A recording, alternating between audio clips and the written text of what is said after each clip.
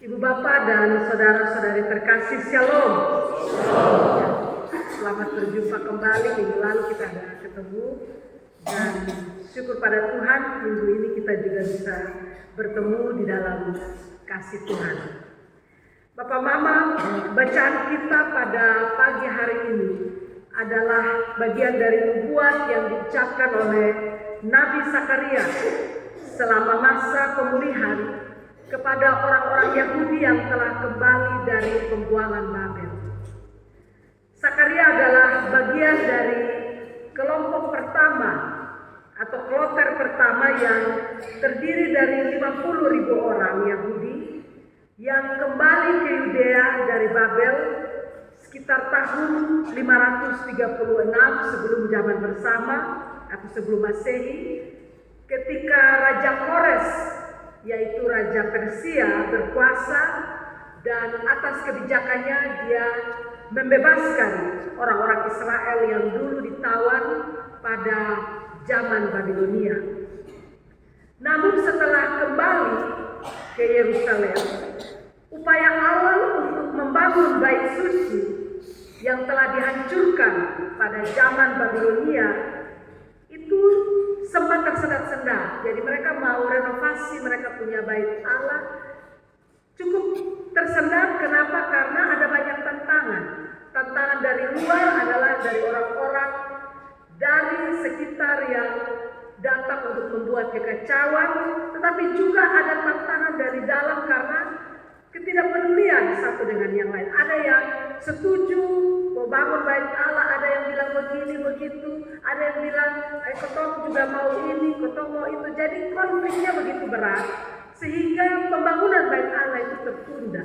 Padahal ketika Nehemia meminta pada Kores untuk kembali, alasan utamanya itu adalah karena dia begitu rindu kepada Yerusalem, begitu rindu terhadap bait Allah, sehingga ingin membangun kembali bait Allah. Nah, rindu-rindu begini sudah sampai di Yerusalem, Kores sudah izinkan, yang terjadi adalah bakal lain konflik, sehingga pembangunan bait Allah itu menjadi tertunda. Makanya pada situasi itu ada sejumlah nabi, yaitu Nabi Sakaria dan juga Nabi Hagai, itu diutus oleh Tuhan secara khusus untuk menggerakkan kembali umat Allah ini untuk membangun bait suci, dan atas pertolongan Tuhan pada akhirnya rampung dalam waktu 4 tahun. Ibu Bapak, bacaan kita di pagi ini terjadi di sekitar tahun 518 sebelum zaman bersama, ketika Nabi Sakaria menjawab pertanyaan yang diajukan oleh orang-orang Yahudi yang berasal dari Betel. Jadi Yerusalem itu ada di bagian bawah di selatan. Orang-orang ini datang dari jauh-jauh dari utara turun ke Yerusalem dan mereka bertanya kepada Nabi Sakaria, apakah mereka harus terus berkabung dan berpuasa setiap tahun atas kehancuran bait suci dan kota Yerusalem di masa zaman pemerintahan Raja Babilonia, yaitu Nebukadnezar. Karena setelah bait Allah dan Yerusalem itu hancur, maka yang terjadi adalah umat Tuhan ini pada waktu itu, pas tanggal ketika itu terjadi, mereka sering berpuasa dan mereka meratap hal-hal yang telah hancur itu. Jadi mereka bertanya, sekarang kita sudah ada di Yerusalem, apakah kita lakukan kebiasaan itu lagi? Maka sebagai tanggapan, Sakaria menyampaikan 4 pesan Tuhan. 2 pesan negatif, yaitu ada di pasal 7, dan 2 adalah pesan positif yang ada di pasal 8 yang hari ini kita baca.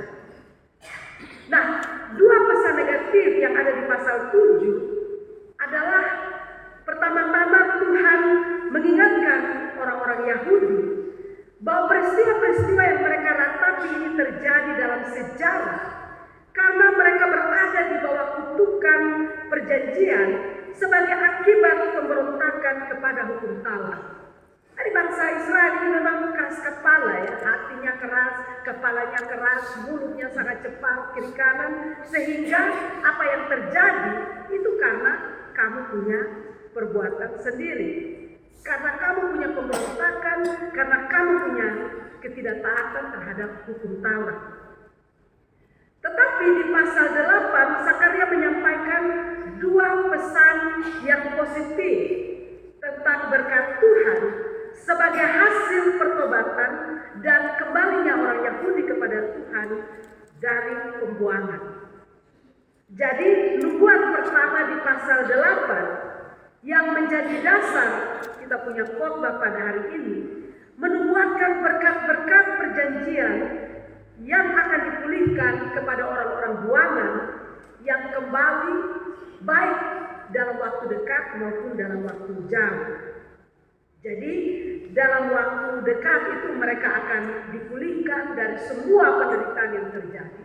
Tapi di jangka panjang Tuhan akan membuat mereka bersukacita karena bahkan orang-orang bukan Yahudi pun akan datang dan beribadah di Bait Allah di Yerusalem. Ibu bapak, saudara-saudara yang terkasih, saya ingin membawa kita sekali lagi pada pembahasan yang sedang Allah lakukan dengan umat Israel yang ada di pasal 7 tadi. Ketika umat bertanya kepada Tuhan, apakah mereka perlu terus berpuasa dan berkabung setiap tahun pada peringatan kehancuran bait suci? Tanggapan Allah adalah bertanya kepada umat, apakah mereka benar-benar melakukan perkabungan dan puasa itu untuk Tuhan ataukah untuk diri mereka sendiri? Dan semua yang kamu buat itu betul-betul untuk saya atau untuk diri kamu sendiri? Untuk itu, ketika mereka melakukan ibadah, tapi kalau mereka tidak punya hati yang benar, motivasi mereka bukan untuk Tuhan, melainkan hanya sekedar untuk melakukan ritual dan tradisi belaka, maka disinilah ada persoalan terkait dengan motivasi mereka. Makanya di ayat 2 pada Zakaria 8 ini, setelah Tuhan menguji motivasi mereka, Tuhan menyatakan bahwa Dia memiliki kecemburuan yang luar biasa terhadap Sion. Ya, dan gambarannya adalah bahwa Allah cemburu kepada umatnya, sehingga Ia telah kembali untuk tinggal bersama mereka di Yerusalem. Jadi kecemburuan Allah ini beda dengan kecemburuan manusia. Kalau manusia cemburu, dia akan melakukan hal-hal yang buruk, yang jahat. Tapi ketika dikatakan Allah cemburu, artinya Allah cemburu karena Israel hidup tanpa Allah. Israel sendiri tanpa Allah. Mereka enjoy life tapi tidak ada Allah. Makanya Allah kembali ke Yerusalem supaya Allah ada bersama-sama dengan mereka. Dan ketika Allah melakukan itu, Yerusalem ini akan disebut sebagai kota yang setia, dan gunung yang ada di atasnya itu akan disebut kembali sebagai gunung yang kudus. Tidak hanya itu, tetapi di ayat 4 sampai 5 digambarkan tentang masa depan yang damai, sejahtera, dan tenang. Tadi kita sudah dengar para lansia, usinda, usia indah bernyanyi dengan baik. Dalam Zakaria ini dinyatakan bahwa ketika Allah kembali ke Yerusalem, maka para lansia itu akan duduk-duduk di kota Yerusalem. Dan mereka akan pegang tongkat, mereka akan ceria. Dan bahkan anak-anak kecil akan berlari sana sini dan mereka akan bermain.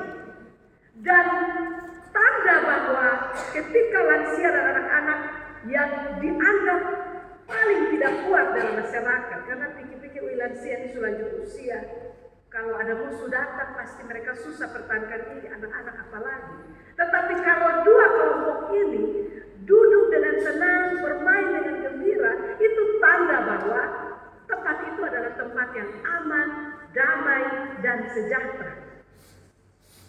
Dan di sini bait suci itu menjadi kekuatan bagi mereka. Nah, tetapi ibu bapak yang terkasih, penting untuk diingat bahwa ketika Zakaria menubuatkan hal ini, kota Yerusalem itu tidak dalam situasi tenang dan damai. Baik Allah sementara dibangun, konflik sana sini masih terjadi, Tuhan masih tidak bersama dengan mereka. Tetapi Zakaria menubuatkan kepada mereka tentang apa yang mungkin terjadi. Apa yang bisa terjadi ketika kedamaian, kesejahteraan itu ada. Ibu bapak, saudara-saudari yang terkasih, kita mengalami hal ini ya. Tuhan, kita mengalami masalah yang berat, kita berdoa pada Tuhan, Tuhan memberikan kekuatan melalui firman Tuhan, melalui orang lain, pendeta, penatua, sebagainya, bahwa kita akan mampu menghadapi situasi kita. Tetapi realitanya adalah ketika itu disampaikan, seringkali seperti situasi bangsa Israel, kita masih ada dalam situasi yang berat. Kita masih ada di tengah-tengah pergumulan. Kita masih stres, kita masih sulit untuk melihat ujung dari persoalan yang kita hadapi. Kita membayangkan bahwa ya di bulan kebangsaan ini, ketika usia bangsa Indonesia ini sudah 80 tahun, maka seharusnya ada keadilan dan kesejahteraan bagi seluruh rakyat Indonesia. Seperti sila-sila yang ada di Pancasila itu. Jadi kita membayangkan seperti itu. Pancasila, Undang-Undang Dasar dibuat dengan bayangan yang ideal seperti itu. Seperti nubuat Nabi Zakaria tadi. Tapi nyatanya per hari ini masih banyak persoalan yang dialami oleh bangsa kita. Persoalan stunting itu kita jangan omong lagi, itu masih tetap ada. Keluarga-keluarga karena kondisi ekonomi yang terbatas tidak bisa menyediakan makanan yang bergizi untuk anak-anak. Harga-harga barang ini masih luar biasa berat. Yang kita kalau pergi beli beras, bapak mama ditaruh makan ini sudah rasa. Tapi kami yang tidak ada sawah ini, kita pergi beras 20 kilo, bawa uang 650.000, hilang dalam sekejap. Hampir 1 juta. Ya ketika kita beli beras, kita bawa pulang ke rumah, saya sebagai pendeta merenung. Awi, kita yang ada begini saja sudah rasa berat. Kemana dengan orang-orang kecil ini? Kemana caranya mereka bisa hidup? Kalau harga beras saja sudah seperti ini. Belum lagi harga ikan, belum lagi harga ayam. Ya kalau musim-musim tertentu sayur 5.000 kecil begini, saya bayangkan ini kemana? Kita saja mengeluh, orang-orang kecil ini kemana lagi? Sekarang kami di UKW ini kan September nanti mau wisuda.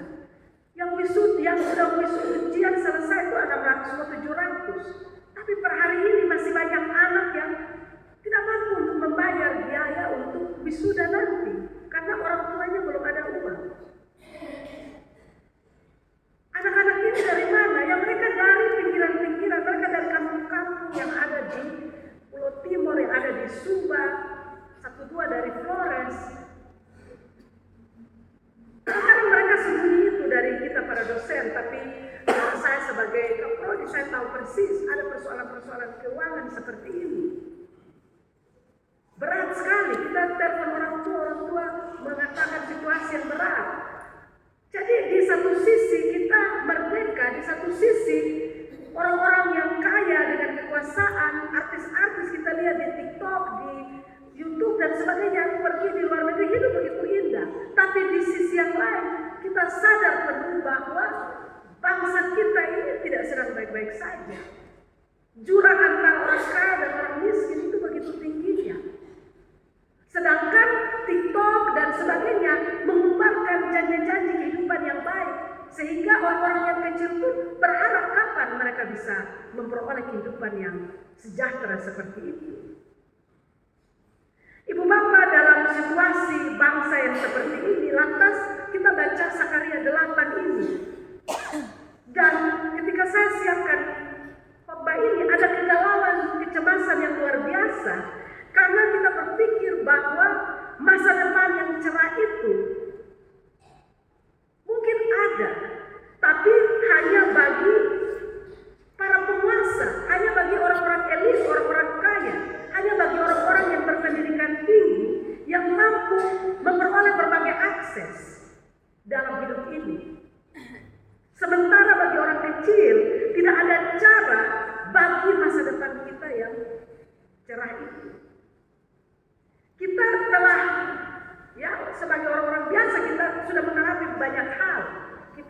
kesulitan bayar uang sekolah anak-anak, kita kesulitan makan minum, kita kesulitan bayar utang, kita dikejar-kejar koperasi, apa segala macam.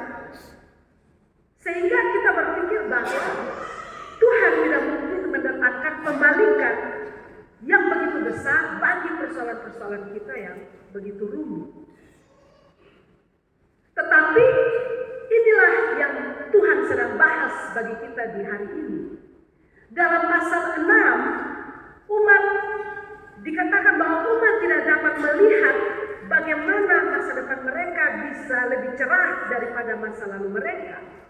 Namun Tuhan menanggapi pertanyaan itu dengan menyatakan bahwa hanya karena hal yang terlalu ajaib dan mustahil itu tidak bisa dimengerti oleh manusia, maka apakah itu berarti juga bahwa hal itu berat dan mustahil bagi Tuhan? Tuhan bilang, jangan karena kamu tidak mampu berpikir, jangan karena kamu punya masalah begitu melilit, dan kamu pikir itu tidak mungkin, lalu bagi Tuhan itu juga tidak mungkin. Hanya karena hal itu susah, bukan berarti Tuhan tidak bisa melakukannya. Kita dengan begitu mudah meremehkan Tuhan, karena kita anggap Tuhan itu model kayak kita. Tetapi kuasa Tuhan itu tidak dapat dibatasi, apalagi dibendung oleh manusia. Kalau Tuhan berkehendak untuk mengangkat kehidupan kita, untuk kasih keluar kita dari masalah, maka tentu Tuhan dapat melakukan itu. Sebagai seorang pendeta dan juga seorang pengajar, terlalu banyak hal ajaib yang saya sudah lihat dalam hidup ini, yang bahkan tidak bisa dimengerti oleh akal pikiran. Tadi saya bilang bahwa kebanyakan orang yang memiliki akses yang bagus di negara ini hanya orang-orang yang kaya. Tapi dalam realita per hari ini, Tuhan mampu untuk melakukan keajaiban bahkan bagi orang-orang yang kecil. Saya kasih contoh, ada seorang mahasiswa saya, dia dari Osao sana. Dia mama guru tapi sudah meninggal, dia papa hanya buka kios kecil. Tapi anak ini juga waktu masih di Osao, bikin kue solo, jual cendol, apa segala macam.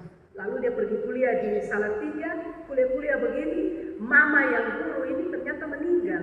Dia di Depo Adik ada berapa sekolah di sana. Itu begitu susah, terkadang dia tidak makan. Untung ada kawan yang kasihan dia kasih dia roti, aku kasih dia untuk dia survive. Tetapi inilah keajaiban Tuhan. Per hari ini ketika saya omong, ini anak ini ada sementara, dia baru 28 tahun dari Osao, anak rote satu. Dia ada sementara kuliah S3 di salah satu universitas yang terbaik di dunia ini, di Emory University. Dan dia, ini satu-satunya orang Indonesia yang berhasil tembus sekolah teologi di sana. Aduh, saya kalau pikir ini sampai hari ini omong saja, bulu badan berdiri. Ini anak punya nama Herman Manu, itu ada di Osao sana. Dan per hari ini tanggal 24, 21 Agustus lalu, satu lagi mahasiswa saya berhasil pergi di Kanada di Toronto sana, belajar di Toronto University S3. Tapi ini hanya anak seorang guru juga dari Kobelete Soe sana. Tanggal 10 itu saya pergi pimpin di gereja Tebes Kobelete, di pengalaman ada majelis di situ. Dan tentu saja saya tidak bisa bicara keajaiban ini tanpa menyebutkan salah satu anak jemaat kita, Kakak Novi Mata, ya, dia ada sekolah di Taiwan sana. Itu coba lihat, dari anak yang begini sederhana keluarganya, bapak baru meninggal, mama seorang yang mengurus sawah. Tapi bagaimana keajaiban Tuhan bisa terjadi untuk orang-orang kecil seperti ini? Orang lain pikir itu tidak mungkin, tapi bagi Tuhan tidak ada yang tidak mungkin. Makanya Tuhan bilang, kalau menghadapi masalah yang begitu susah, menghadapi kondisi yang tidak mengizinkan, menghadapi pemerintah yang tidak pusing kita, menghadapi negara yang hanya berpihak pada orang-orang yang punya akses, jangan menyerah. Karena apa yang manusia tidak bisa pikir untuk Tuhan buat, itu persis yang Tuhan buat. Makanya orang tua jangan pernah lupa bermimpi untuk anak-anak, untuk masa depan yang lebih bahagia lagi. Ibu bapak, tetapi di hari ini bacaan kita juga ingin mengingatkan kita tentang satu hal yang penting, bahwa keselamatan yang Tuhan berikan manusia itu bukan prestasi atau hasil kerja manusia yang hebat. Kita baca di pasal 7 bahwa umat memiliki hati yang salah dalam beribadah. Namun karena Allah begitu cemburu kepada umatnya, dan karena kecemburuannya itu, maka dia mau datang dan hidup di tengah-tengah umatnya. Dan pertanyaannya adalah kapan semua itu terjadi? Di pasal 8 ayat 7 sampai 8, di situ dikatakan bahwa Tuhan akan menyelamatkan umatnya dari timur dan barat. Timur dan barat ini sebenarnya adalah perkataan tentang Babilonia, karena Babilonia itu ada di sebelah timur. Tuhan akan membawa mereka kembali dan mereka akan menjadi milik Tuhan lagi, dan Tuhan akan menjadi Allah mereka yang setia dan benar. Jadi sekalipun kita belum menjalani hidup yang benar di masa kini dan juga di masa lalu, tetapi kita dapat kembali pada pekerjaan Tuhan dan Dia dapat memulihkan dan menyelamatkan kita semua.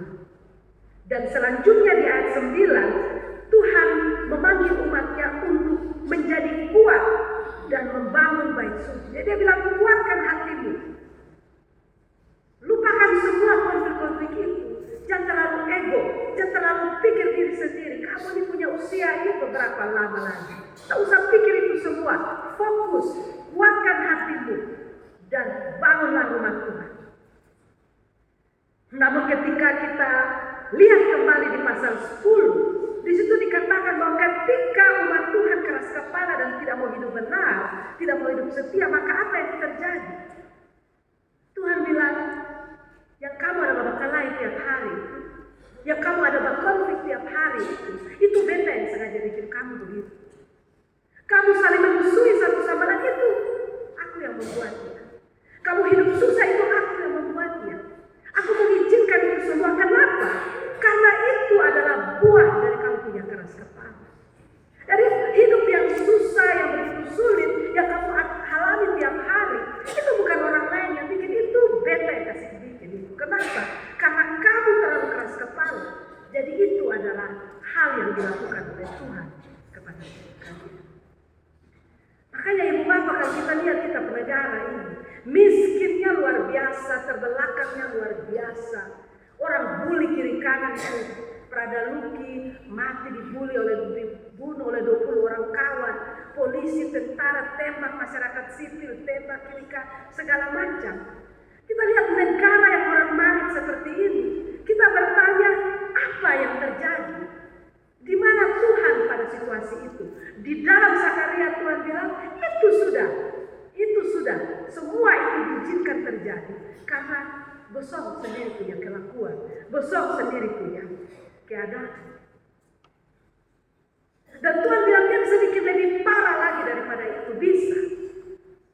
Tetapi bacaan kita hari ini dikatakan bahwa Tuhan tidak pergi sampai ekstrim seperti itu. Dia akan memulihkan umatnya. Dia akan mengembalikan mereka. Kenapa? Karena meskipun mereka tidak mampu untuk kembali kepada Tuhan, tapi karena kasih setia Tuhan, Dia memilih untuk tetap kembali kepada mereka di tengah-tengah situasi mereka yang masih modern seperti itu. Ibu bapak, saudara-saudara yang terkasih, inilah firman Tuhan untuk kita semua di pagi ini. Jadi saya akan menyimpulkan itu dengan mengatakan ada sejumlah hal yang kita ingat tentang Zakaria 8 ini. Yang pertama adalah Allah itu adalah Allah yang cemburu. Kasih Tuhan itu cemburu, sehingga di tengah-tengah kondisi kita yang tidak betul ini, Dia tetap paksa untuk hidup ada di tengah-tengah kita.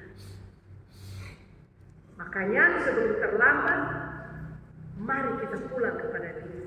Mari kita setia kepada Dia. Yang kedua, ibu bapak, adalah Allah hadir dan membawa damai. Jadi di sini Yerusalem akan menjadi kota kebenaran, penuh kehidupan, anak-anak bermain dengan tenang, kaum lansia akan duduk dengan tenang. Ibu bapak, itu tanda kedamaian. Itu berarti bahwa ketika Tuhan diam di tengah kita, ciri kalau Tuhan ada di tengah kita, Tuhan ada di tengah umat, itu adalah ketika kita semua hidup dalam damai dan tenang. Dan kita harus senang kalau kita damai dan tenang. Ya, saya ketika alami masalah yang berat, saya bilang, Tuhan, berikanlah saya istirahat. Jiwa istirahat, pikiran istirahat, tenang. Karena damai itu mahal harganya. Ibu Bapak, hal yang ketiga adalah Allah mampu melakukan yang mustahil. Apa yang mustahil bagi manusia, tidak mustahil bagi Allah. Oleh karena itu, apapun kehidupan kita di hari ini, Bapak Mama, jangan menyerah. Percayalah bahwa Tuhan sanggup memulihkan kita semua punya hidup. Yang berikut adalah Allah memberi harapan untuk bekerja. Jadi di tengah-tengah ketidakpastian hidup, Tuhan bilang, kuatkan hatimu, bangun dan kerja. Bangun dan bangun kembali hidup. Jangan sia-siakan waktu untuk bekerja, untuk melayani. Kenapa? Karena iman itu bukan untuk kita diam. Tetapi iman berarti bergerak, bekerja bersama Tuhan. Dan yang terakhir yang kita bisa pelajari adalah bahwa dari kutuk berubah menjadi berkat. Tuhan berjanji untuk memberi damai, memberi panen, memberi kehidupan. Umat yang tadinya dihina itu akan menjadi berkat bagi bangsa-bangsa. Itu berarti bahwa hidup kita yang hancur pun bisa dipakai Tuhan sebagai kesaksian. Oleh karena itu, Tuhan ingin kita menjadi saluran berkat bagi keluarga, bagi gereja, bagi masyarakat. Dan per hari ini, saya juga senang. Tadi malam saya ada dapat baca berita di Ranakan News ya, bahwa bahkan kita punya kelompok mama-mama, kelompok wanita tani, cinta kasih, mereka juga masih tetap bangkit, mereka masih tetap bekerja di kebun yang dulu dibuka zaman COVID. Saya kira itu adalah bukti bahwa iman itu bukan untuk diam. Iman artinya kita bangun, kita bergerak, kita bekerja. Karena realitanya adalah tidak ada orang yang mampu mengubah nasib kita. Hanya kita berdiri sendiri dengan bantuan dari kita punya Tuhan yang luar biasa. Inilah firman Tuhan bagi kita, Bapak Mama, jangan menyerah. Tetap berjuang, tetap bekerja. Apa yang mustahil bagi manusia, tidak mustahil bagi Tuhan. Tuhan memberkati dan menolong kita semua. Amin.